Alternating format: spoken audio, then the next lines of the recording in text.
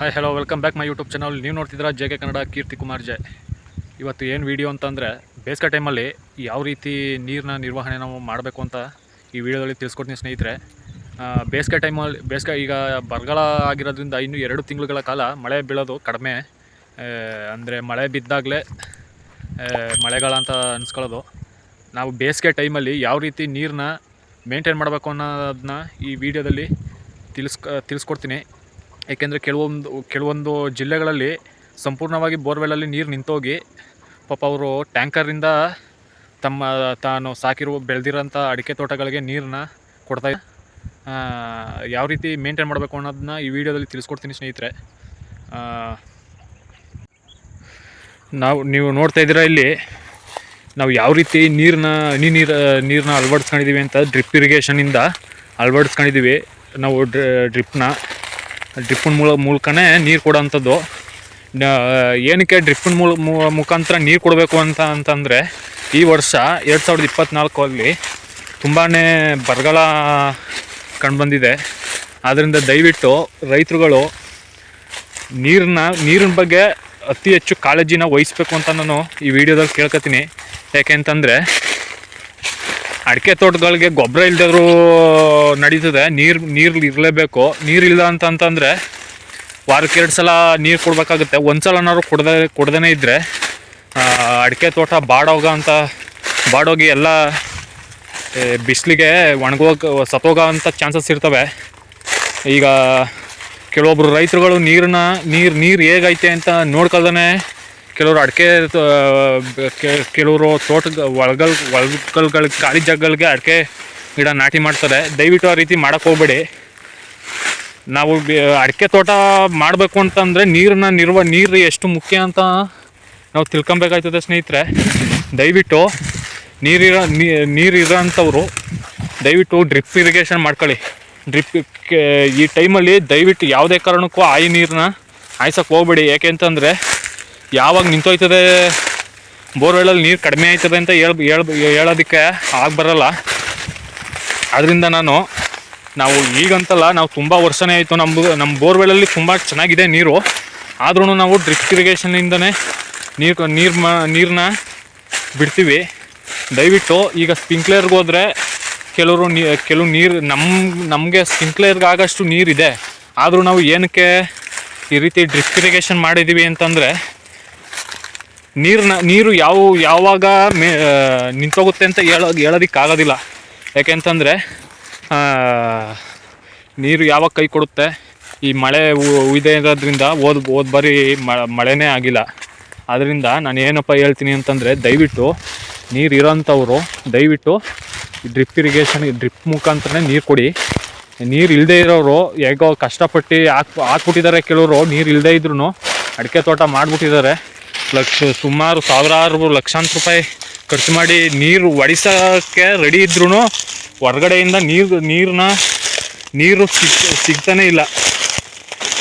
ಈಗ ದುಡ್ಡಿಂದ ನಾವು ಏನು ಮಾಡೋಕ್ಕಾಗಲ್ಲ. ನೀರಿದ್ದರೆ ಹೇಗೋ ಅಡಿಕೆ ತೋಟಗಳನ್ನ ಕಾಪಾಡ್ಕೋಬೋದು. ದಯವಿಟ್ಟು ಆಮೇಲೆ ಇನ್ನೊಂದು ಮಾಹಿತಿ ಸ್ನೇಹಿತರೆ, ನೀವು ಹೊಸ್ದಾಗಿ ಅಡಿಕೆ ತೋಟ ಮಾಡೋಂಥವ್ರು ದಯವಿಟ್ಟು ಈಗ ಹೇಳ್ತೀನಿ ಅಂತ ಬೇಜಾರು ಮಾಡ್ಕೊಬೇಡಿ. ನೀರಿನ ಲಭ್ಯತೆ ಇದ್ದರೆ ಮಾತ್ರ ಚೆನ್ನಾಗಿ ನಮ್ಮ ಬೋರ್ವೆಲ್ಲಲ್ಲಿ ಅಡಿಕೆ ತೋಟನ ಮೇಂಟೈನ್ ಮಾಡ್ಬೋದು ಅನ್ನಂಗಿದ್ರೆ ಮಾತ್ರ, ಆ ಕಾನ್ಫಿಡೆನ್ಸ್ ಇದ್ದರೆ ಮಾತ್ರ ನೀವು ಅಡಿಕೆ ತೋಟನ ಮಾಡಿ. ಇಲ್ಲಾಂತಂದರೆ ಈಗ ಇಲ್ಲಾಂತಂದರೆ ಬೇರೆ ಬೆಳೆಗಳಿವೆ, ಇದಕ್ಕೆ ಸಮನಾಗಿರೋಂಥ ಬೆಳೆ ತೆಂಗಿದೆ, ತೆಂಗು ಮಾವು ಬೇರೆನೇ ಇದೆ. ಅದನ್ನು ಮಾಡ್ಕೊಳ್ಳಿ. ಯಾಕೆ ಅಂತಂದರೆ ತೆಂಗಿನ ಮರ ಅಂತಂದರೆ ಒಂದು 3 ತಿಂಗಳು ನೀರು ಕೊಡದೇ ಇದ್ರೂ ಅದು ತಡ್ಕೊಳ್ಳೋ ತಾಕತ್ತಿರುತ್ತೆ. ಇದಕ್ಕೆ ಈ ಅಡಿಕೆ ಗಿಡ ಹಂಗಲ್ಲ, ಒಂಥರ ತುಂಬಾ ಮೃದು ಸ್ವಭಾವ ಉಳ್ಳಂಥ ಗಿಡಗಳಿವು. ಅಡಿಕೆ ತೋಟನೇ ಆಗಲಿ ಯಾವುದೇ ಆಗಲಿ, ನಾನು ಏನಪ್ಪ ಹೇಳ್ತೀನಿ ಅಂತಂದರೆ ದಯವಿಟ್ಟು ನೀವು ಅಡಿಕೆ ತೋಟ ಮಾಡೋಂಥವ್ರು, ಮಾಡಬೇಕು ಅಂತ ಅಂದ್ಕೊಂಡಿರೋರು ದಯವಿಟ್ಟು ನೀರು ಚೆನ್ನಾಗಿದ್ದರೆ ಮಾತ್ರ ಮಾಡಿ ಅಂತ ಅಂದ್ಬಿಟ್ಟು ಇಲ್ಲ ಅಂತ ಮಾಡಿದ್ರೆ ಅದು ಆಗಬಾರಲ್ಲ. ಕೆಲವರು ಈ ಯಾವುದೋ ಒಂದು ಜಿಲ್ಲೆಯಲ್ಲಿ ಎಷ್ಟೋ ಲೀಟರ್ಸು ದುಡ್ಡು ಕೊಟ್ಟು ಒಂದೊಂದು ಟ್ಯಾಂಕರ್ಗೆ 3,000 ಸಾವಿರ 4,000 ಸಾವಿರ ದುಡ್ಡು ಕೊಟ್ಟು ಹೊಡಿಸ್ತಾ ಇದ್ದಾರೆ. ಆ ದುಡ್ಡು ಕೊಟ್ಟು ಹೊಡೆಸಿದ್ರು ಎಷ್ಟು ಅಂತ ಹೊಡಿಸೋಕ್ಕಾಗುತ್ತೆ? ವಾರಕ್ಕೆ 2 ಸಲನಾದ್ರೂ ನೀರು ಕೊಡಲೇಬೇಕು. ಬೇಡ ಅಟ್ಲೀಸ್ಟ್ 1 ಸಲನಾದ್ರೂ ನೀರು ಕೊಡಲೇಬೇಕು. 1 ಎಕರೆಗೆ ಹೆಚ್ಚು ಕಡಿಮೆ 10 ಟ್ಯಾಂಕರ್ ನೀರು ಬೇಕು. ಹೊಟ್ಟೆ ತುಂಬ ಉಣಿಸ್ತೀನಿ ಅಂತಂದರೆ 1 ಎಕರೆಗೆ 10 ಟ್ಯಾಂಕರ್ ನೀರು ಬೇಕು. ಬೇಡ 5 ಟ್ಯಾಂಕರೇ ಹಾಕ್ಕೊಳ್ಳಿ. 5 ಟ್ಯಾಂಕರ್ಗೆ ಎಷ್ಟಾಯಿತು? ತುಂಬಾ ಪ್ರಾಬ್ಲಮ್ ಆಗುತ್ತೆ ಸ್ನೇಹಿತರೆ. ದಯವಿಟ್ಟು ಹೊಸ್ದಾಗಿ ಅಡಿಕೆ ತೋಟ ಮಾಡೋಂಥವ್ರು ನೀರಿನ ಲಭ್ಯತೆ ಚೆನ್ನಾಗಿದ್ದರೆ ಮಾತ್ರ ಅಡಿಕೆ ತೋಟನ ಮಾಡಿ. ಯಾಕೆ ಇವು ಅಡಿಕೆ ತೋಟ ಮಾಡಿಬಿಟ್ಟು ಮಾಡಿರೋರೇ ಲಾಭ ಪಡಲಿ ಅಂತ ನಾನು ಹೇಳ್ತಿಲ್ಲ. ಏನಕ್ಕೆ ನಾನು ಹೇಳ್ತಿರೋದು ಅಷ್ಟೇ ಅಂತಂದರೆ, ಈಗ 2-3 ವರ್ಷ ಸಾಕ್ಬಿಟ್ಟು ತುಂಬಾ ಚೆನ್ನಾಗಿ ಬಂದಿರುತ್ತೆ ನೀರು. ಇಂಥ ಟೈಮ್ಗಳಲ್ಲಿ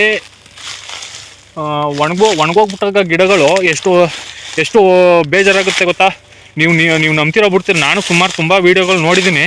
ಒಬ್ಬರು ಪಾಪ ಯಾವುದೋ ಒಂದು ಊರಲ್ಲಿ, ಅದು ಊರು ನೆನಪಿಲ್ಲ, ಬೇಜಾರು ಮಾಡ್ಕೊಂಬಿಡಿ.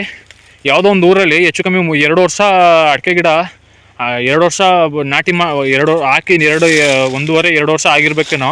ಅಲ್ಲಿ ನೀರು ನಿಂತೇ ಹೋಗ್ಬಿಟ್ಟಿದೆ. ಪಾಪ ಎಷ್ಟು ಹೊಟ್ಟೆ ಉರಿತದೆ ಅಂತಂದರೆ, ನಮಗೆ ಕಣ್ಣಲ್ಲಿ ನೀರು ಬರ್ತದೆ.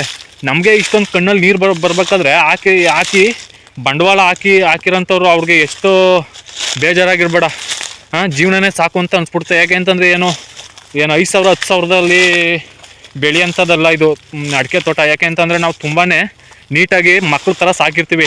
ಅದು ಮಕ್ಕಳು ಥರ ಸಾಕಿ ಸಡನ್ನಾಗಿ ಸತ್ತೋಗ್ಬಿಟ್ರೆ ನಮಗೆ ಎಷ್ಟು ಬೇಜಾರಾಗುತ್ತೆ ಅಂತ ಅದು ಹೇಳೋದಕ್ಕೆ ಅಸಾಧ್ಯ. ಅದು ಕಣ್ಣಲ್ಲಿ ಆ ವೀಡಿಯೋಗಳನ್ನ ನೋಡ್ತಿದ್ರೆ ನಮಗೆ ಹೊಟ್ಟೆ ಉರಿತದೆ.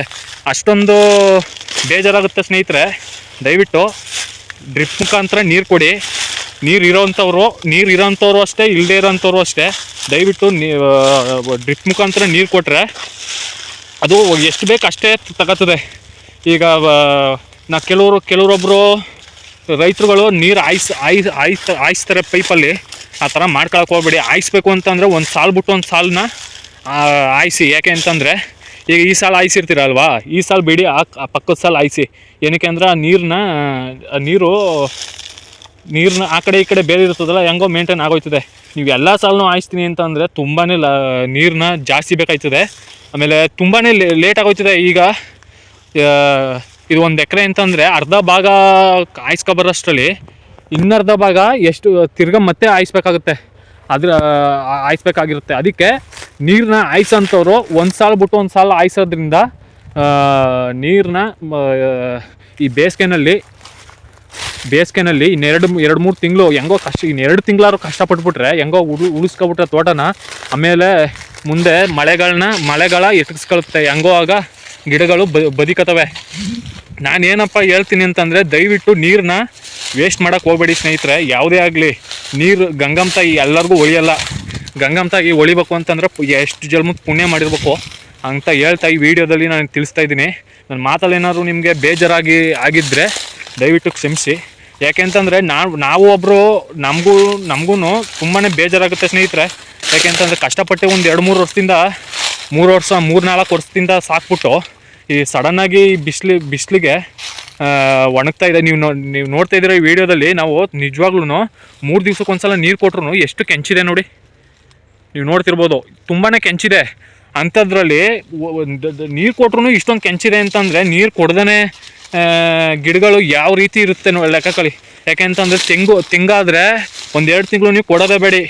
ಹೆಚ್ಚು ಕಡಿಮೆ ನಾವು ಇವಾಗ ನಮ್ಮ ತೆಂಗಿನ ತೋಟದಲ್ಲಿ ಕಾಣಿಸ್ತಾ ಇದೆ, ನೀವು ನೋಡ್ತಾ ಇದ್ದೀರಾ. ಇತ್ತೀಚೆಗೆ ನಾವು ಜಾಸ್ತಿ ನೀರನ್ನ ಒದಗಿಸ್ತಾ ಇದ್ದೀವಿ. ಅದಕ್ಕೆ ಫಸ್ಟು ಹೆಚ್ಚು ಕಡಿಮೆ ಅದಕ್ಕೆ 30 ವರ್ಷ ದೊಡ್ಡ ತೆಂಗಿನ ಗಿಡಗಳು ಕಾಣಿಸ್ತಾ ಇದೆಯಲ್ಲ, ಅದಕ್ಕೆ 30 ವರ್ಷ ಏಜ್ ಬಂದ್ಬಿಟ್ಟು ಅದಕ್ಕೆ ಹೆಚ್ಚು ಕಡಿಮೆ ನಾವು ಕರೆಕ್ಟಾಗಿ ನೀರೇ ಕೊಡ್ತಿರ್ಲಿಲ್ಲ.